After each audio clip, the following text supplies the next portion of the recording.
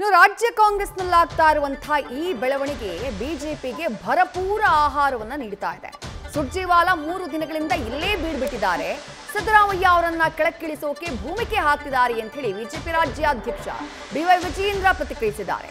ದಿನೇ ದಿನೇ ಸಿಎಂ ಕುರ್ಚಿಗೆ ಪೈಪೋಟಿ ಹೆಚ್ಚಾಗ್ತಾ ಇದೆ, ಜೊತೆಗೆ ಕುದುರೆ ವ್ಯಾಪಾರವೂ ಜೋರಾಗಿದೆ ಅಂತ ಹೇಳಿ ಬಿವೈವಿ ಹೇಳಿದ್ದಾರೆ. ಕರ್ನಾಟಕ ರಾಜ್ಯದ ಉಸ್ತುವಾರಿಗಳು ಕಳೆದ ಕೆಲವು ದಿನಗಳಿಂದ ಬೆಂಗಳೂರಿನಲ್ಲಿ ಬೀಡು ಬಿಟ್ಟಿದ್ದಾರೆ. ಯಾವುದಕ್ಕೋಸ್ಕರ ಬೀಡು ಬಿಟ್ಟಿದ್ದಾರೆ? ರಾಜ್ಯದಲ್ಲಿ ಭ್ರಷ್ಟ ಕಾಂಗ್ರೆಸ್ ಸರ್ಕಾರ ಯಾವ ರೀತಿ ನೆಲ ಕಚ್ಚಿದೆ ಅದರ ಬಗ್ಗೆ ತಲೆ ಕೆಡಿಸಿಕೊಂಡಿಲ್ಲ. ಅವರು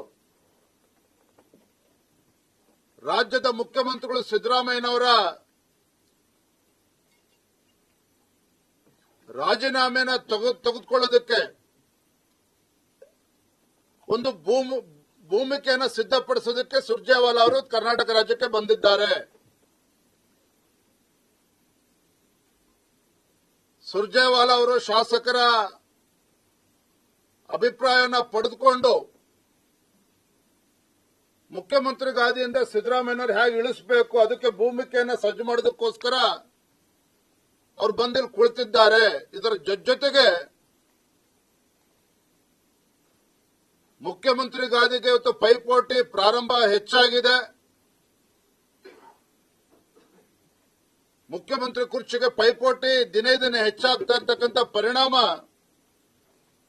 ಕುದುರೆ ವ್ಯಾಪಾರನೂ ಕೂಡ ಬಹಳ ಜೋರಾಗಿ ಪ್ರಾರಂಭ ಆಗೋದಿದೆ. ನ್ಯೂಸ್ ಫಸ್ಟ್ ನಿರ್ಭೀತಿಯಿಂದ ನಿಮ್ಮ ಪರವಾಗಿ.